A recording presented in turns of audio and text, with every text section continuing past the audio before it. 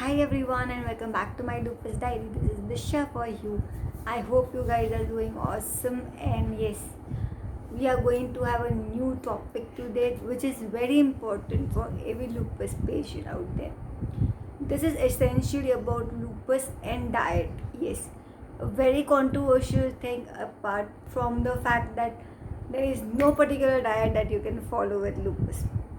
But before we begin the vlog, let me tell you guys, if you have not subscribed to my channel yet, please do so right now, and then we can move on. Also, press that bell icon down there so that you always get notified whenever I come up with a new vlog. Yes, so now let's start with a new topic. So, diet and lupus. As we all know that lupus is very tricky and it tends to mimic many disorders. At the same time, many of us rather, have more than one illness, that is not only lupus but thyroid, or we also have APS, or we might have RA, that is rheumatoid arthritis, or you might also have some cardiac problems or some kidney problems, right? So if you have nephritis, you will have your kidneys involved. So your diet will always depend on what you eat, how much you are supposed to eat a particular nutrient, depending on what all elements are involved of your body or your system, and also all the illnesses that you are going through.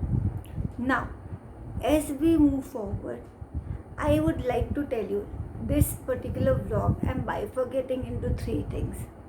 Firstly, we are deciding on the fact that what you're supposed to do when it comes to diet. Firstly, do not follow any blind diet based on somebody else's experience. So you cannot follow a diet which somebody else is following it. So what you can do is, you can always follow Mediterranean type of diet, that is uh, closest to what medically is written when it comes to diet and lupus. So what is Mediterranean diet? Basically, the essence of following a diet which is rich in fiber, which is rich in protein, less carbohydrates, minimal fat, and very less amount of processed food is called a Mediterranean kind of a diet.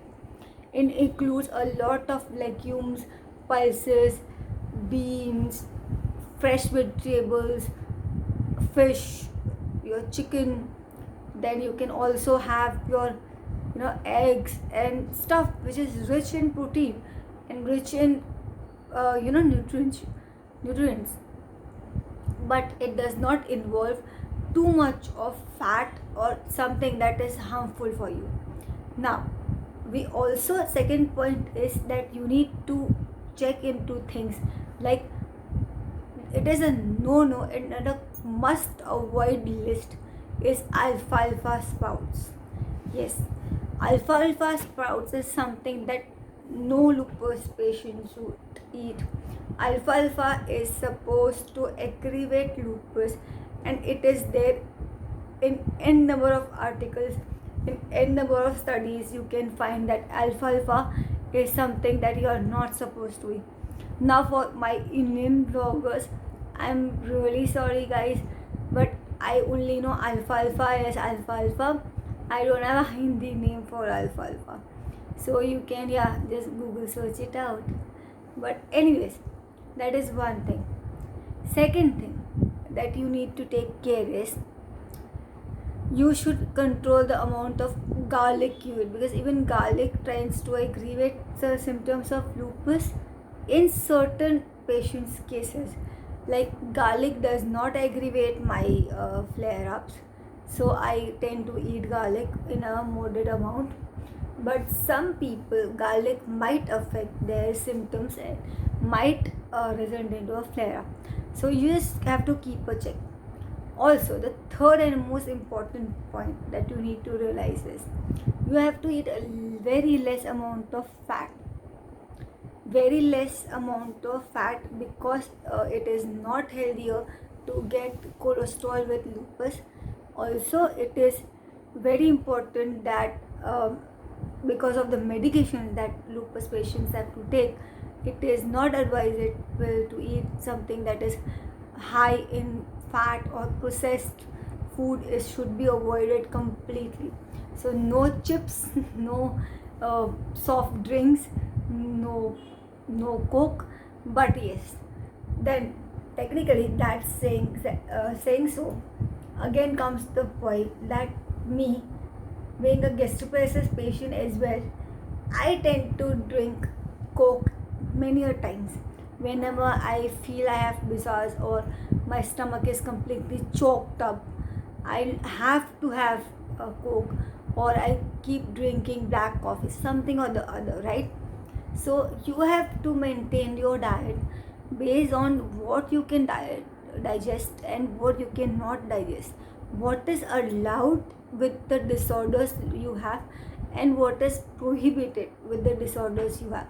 So if I'm telling you yet you should have a lot of fruits because they are very healthy and nutritious, but if you are a high diabetic patient with high sugar, then you really need to watch out on the amount of fruits that you eat, because then that level of sugar that is there in the fruits, though it is fructose, it is going to be glucose.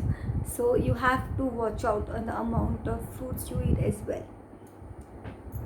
Apart from these particular things, the only way I have managed my diet up till now, or trying to figure out a real nice way of managing my diet, is trying out things and seeing how it reacts with my system.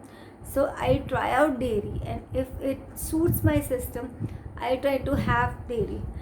Now I've observed that sometimes yogurt does not harm me, but sometimes I do get joint pains with yogurt or cheese, and that is something that I have observed over a period of time. Every single time I've eaten it, it happens. But it is subject to time.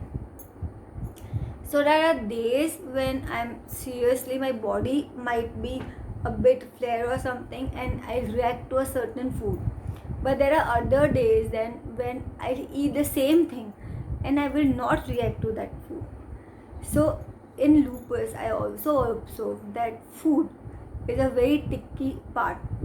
So when you eat something and it is suiting you at that point of time, you consume it. And when you think that it is not going to suit you, or you are getting reactions, or you are getting joint pains or bloating, or anything that is not so normal post eating something, you just discontinue it for a few days, like 10 days, 15 days, and then you can again have it, and that way you can really control your whole thing.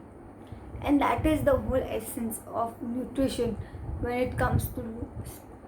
So always make sure you include few things in your diet. One, good amount of protein. Unless you have lupus nephritis, then your protein amount is restricted.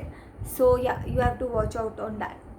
Second, you need to have enough amount of food items, which includes a good amount of vegetables and fruits.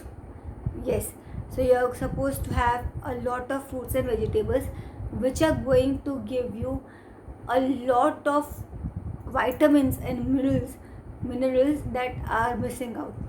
You can have grains like rice, amaranth, ragi, and they are millets, and you can have millets and rice, which are gluten free as well as they are very good for you. Also, you can go vegan and not opt to have milk or dairy products if they are not suiting you. But going gluten free, because I have celiac, I am gluten free. Because I'm lactose intolerant, I am vegan. But I'm not completely vegan. See, I tend to eat cheese at times, or I tend to eat uh, egg white omelette at times. So I eat subject to what I digest at a particular period. So that is what you're supposed to do. That is what I'm trying to tell you guys. This is how lupus diet can be managed.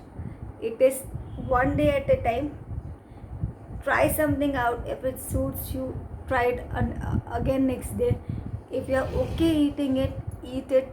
If you find it is reacting, do not eat it. Again try after a few days, you might be able to eat it. So never give up on hope with lupus. Keep enjoying, keep having fun, keep drinking a lot and lot of water always. You have to be hydrated all the time. It's very important with lupus and medications that you stay hydrated all the time. And now I hope you guys are sorted at least with how you are supposed to manage your diet. So try to be gluten free, try to be lactose free as much as possible. Avoid lactose and avoid gluten. Also include more vitamins and more minerals with all the vegetables and fruits you can. Which obviously, if you have gastroparesis, watch out on the fiber levels. Don't eat things that have fiber, otherwise you will screw yourself.